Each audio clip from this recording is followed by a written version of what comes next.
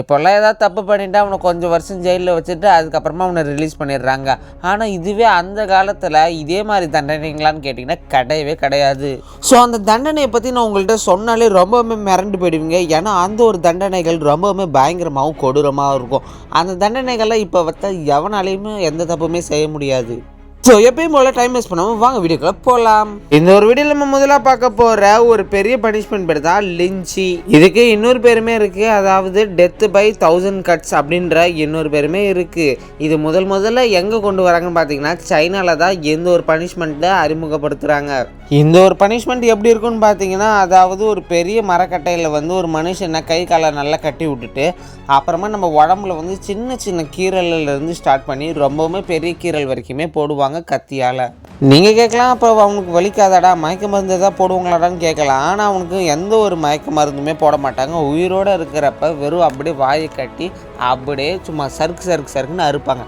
அந்த வலியால் அவங்க துடிச்சு கத்துறப்ப அந்த வலி மற்றவங்களுக்கு தெரிஞ்சு இந்த தப்பு இன்னொரு வாட்டி யாரும் செய்யக்கூடாதுன்னு தெரியும்.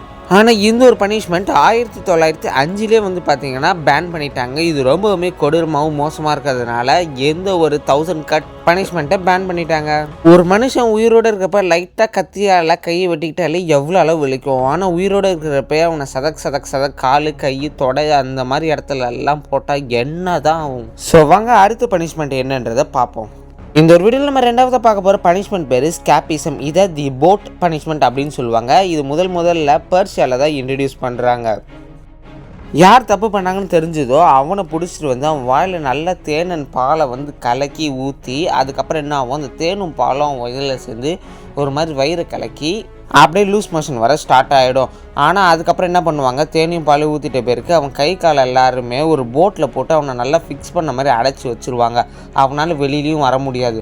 ஸோ அதுக்கப்புறம் என்ன ஆகும்னு பார்த்தீங்கன்னா அவனுக்கு லூஸ் மோஷன் போக ஆரம்பிச்சிடும். அதுக்கப்புறம் அந்த ஸ்மெல்லு அவனுக்கே அடித்து ஒரு மாதிரி அருகருப்பாக ஆகிடும். அதுக்கப்புறமா இவன்கிட்ட இருக்கிற தேனியும் பாலையும் கொஞ்சமாக அப்புறம் அதை பார்க்க நிறைய பூச்சிகள் வந்து இவன் மேலே வந்து உட்கார ஆரம்பிக்கும். அப்புறமா இவனோட லூஸ் மோஷனுக்காக நிறைய ஈக்கள் வரும். அதுக்கு மட்டும் இல்லாமல் நிறைய இன்ஃபெக்ஷன், டீஹைட்ரேஷன் சொல்லி எக்கச்சக்கமான பூச்சி புலிகள் வந்து இவன் மேலே உட்காந்து குதறி வீணாக்கிடும். அவன் கத்திக்கிட்டே அப்படியே அந்த பூச்சி சாப்பிட்டு இறந்து போயிடுவான். சுருக்கமாக சொல்லணும்னா இது வந்து ஒரு கிருமி போஜனம் தண்டனைன்னு தான் சொல்லுவாங்க. இந்த ஒரு வீடியோவில் நம்ம மூணாவதாக பார்க்க போகிற ஒரு பெரிய பனிஷ்மெண்ட் பேர் ரேட் டார்ச்சர். இந்த ஒரு பேரை கேட்டாலே ரொம்ப பேருமே பயந்துடுவாங்க.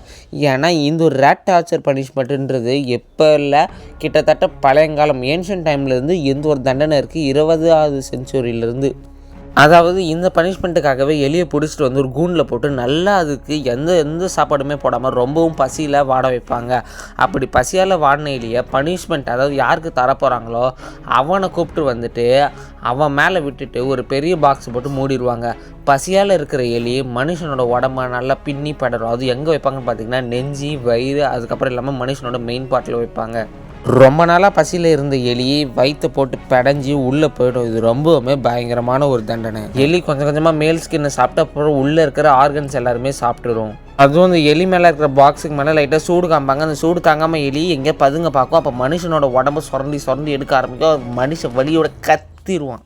ஆனால் எந்த ஒரு பனிஷ்மெண்ட்டு 1970 ஆகஸ்டியோ அப்படின்ற ஒரு போலீஸ் வந்து ஒரு கைதிக்கு கொடுத்து இது வந்து ஒரு பெரிய பிரச்சனையாச்சு. இதை கேட்குறப்பே ரொம்பவுமே பயங்கரமாக இருக்குல்ல. ஸோ வாங்க அடுத்து என்ன பனிஷ்மெண்ட்டுன்றதை பார்ப்போம். இந்த ஒரு வீடியோவில் அடுத்து நம்ம 4வதாக பார்க்க போகிற பெரிய பனிஷ்மெண்ட் பேர் ஃப்ளையிங். இது இன்னொரு மிக கொடூரமான தண்டனையில் வருது. வரலாற்றில் கொடுக்கப்பட்ட ஒரு பெரிய தண்டனைனா அது இந்த ஒரு ஃப்ளையிங்கை சொல்லுவாங்க. அதாவது இந்த ஒரு டார்ச்சர் வந்து ரொம்பவுமே டாரிபிளான சவுண்டோடு வரும். அதாவது என்ன பண்ணுவாங்கன்னு பார்த்தீங்கன்னா, யாவன் தப்பு செஞ்சான்னு அவனை பிடிச்சிட்டு வந்து 4-5 பேர் அவன் கை காலை கட்டிட்டு அவன் மேலே இருக்கிற ஸ்கின் லேயரை வந்து ஒருத்தனை பிச்சு எடுப்பாங்க. இது பிக்கிறப்ப அவனுக்கு பயங்கரமான கரகோஷத்தோட கத்தி அவன் வலியை வெளிப்படுத்துவான்.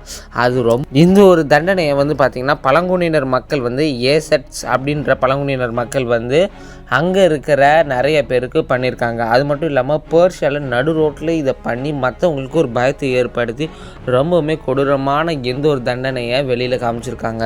கொசு கடிச்சிச்சுன்னு சொரிஞ்சாலே நம்ம கையில் ரத்தம் வந்தாலே ரொம்ப சறுக்குன்னு வலிக்கும். இன்னொருத்தன் வேணும்ட்டே நம்ம தோலை பிடிச்சி இழுத்து வெட்டுறானா இப்போ எப்படி இருக்கும்? அதை கேட்குறப்ப எனக்கு ரொம்பவுமே இதாக இருக்குது. உங்களுக்கு எப்படி இருக்குன்றதை கமெண்ட்ஸில் சொல்லுங்கள்.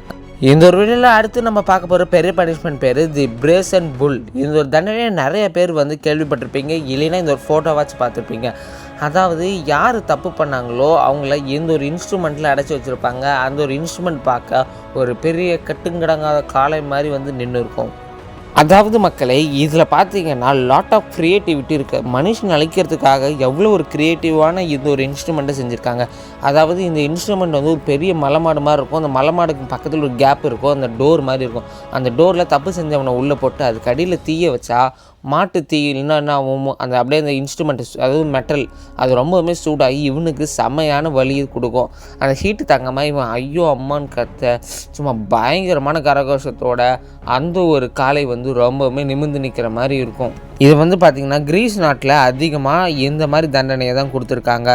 அப்படி அவன் சூடால் கத்துறப்ப பக்கத்தில் இருக்கிறவங்க எல்லாருமே காப்பாற்றணும்னு சில பேர் நினைப்பாங்க. ஆனால் அவங்களுக்கும் இது வந்து ஒரு பெரிய பாடமாக இருக்கணும், தப்பு செஞ்சவனுக்கு இதுதான் தண்டனை அந்த மாதிரி சொல்கிறதுக்காகவே இந்த மாதிரி ஒரு தண்டனையை அந்த காலத்து ஆளுங்க வந்து இன்ட்ரடியூஸ் பண்ணுறாங்க. இந்த ஒரு வீடியோவில் நம்ம அடுத்து 6வதாக பார்க்க போகிறது தி பிரேக்கிங் வில். இதுக்கு இன்னொரு பேர் இருக்குது, அதாவது கேத்ரின் வில்.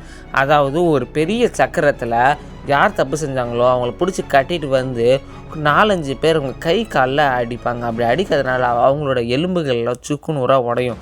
அது எந்த ஒரு மயக்க மருந்துமே போடாமல் அப்படி அடிக்கிறதுனால வலியெல்லாம் வேறு லெவலில் பயங்கரமாக இருக்கும். தெரியாமல் ஏதாவது வெயிட்டான பொருள் நம்ம கையில் விழுந்துட்டாலே ரொம்பவுமே வலிக்கும். ஆனால் தெரிஞ்ச ஒருத்தவங்க பெரிய சுத்திகள் எடுத்துகிட்டு வந்து நம்ம கையில் அடிக்கிறான்னா நம்ம கை எலும்பு எப்படி உடையும்.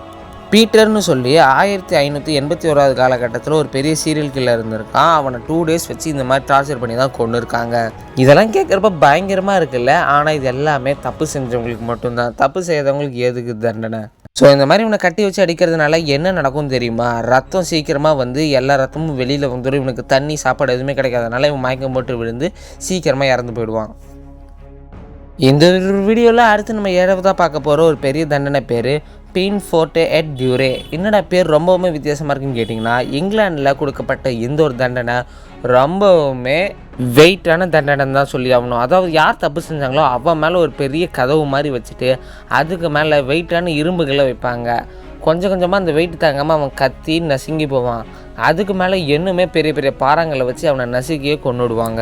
இதை கேட்குறப்ப உங்களுக்கே ரொம்ப பயங்கரமாக இருக்குல்ல. அதாவது வெயிட்டை வச்சு அப்புறம் ஒரு ஆளை கொல்ல முடியும்னு கேட்டிங்கன்னா எந்த மாதிரி கூட பண்ணியிருக்காங்க. அதாவது அந்த காலத்து தண்டனைகள் நம்ம நினச்சி கூட பார்க்க முடியாத அளவுக்கு ரொம்பவுமே பயங்கரமாக கொடூரமாக இருக்கும். இந்த ஒரு தண்டனை வந்து இங்கிலாண்டில் வந்து 1741 இன்ட்ரடியூஸ் பண்ணுறாங்க. அதுக்கப்புறம் இது எப்போ முடிக்கிறாங்க இந்த தண்டனையை வேணான்னு பார்த்தீங்கன்னா 1772 இந்த தண்டனையே வேணான்னு சொல்லி இந்த ஒரு தண்டனைக்கு ஒரு கட்டுப்பாடை போட்டு மூடி வச்சிடுறாங்க. ஸோ இதில் பார்த்துருப்பீங்க எந்த பனிஷ்மெண்ட் உங்களுக்கு ரொம்பவுமே பயங்கரமாக கொடூரமாக இருக்குன்றத மறக்காம கமெண்ட்டில் சொல்லுங்கள். இதே மாதிரி இன்னும் ஒரு சூப்பரான வீடியோவில் பார்க்கலாம். அதுவரை உங்களிடமிருந்து நான் விடை பெறுகிறேன். இந்த வீடியோ லைக் பண்ணி ஷேர் பண்ணி மறக்காம நம்ம சேனல் சப்ஸ்கிரைப் பண்ணுங்கள். இன்னொரு சூப்பரான வீடியோவில் பார்க்கலாம். Tata bye bye, see you.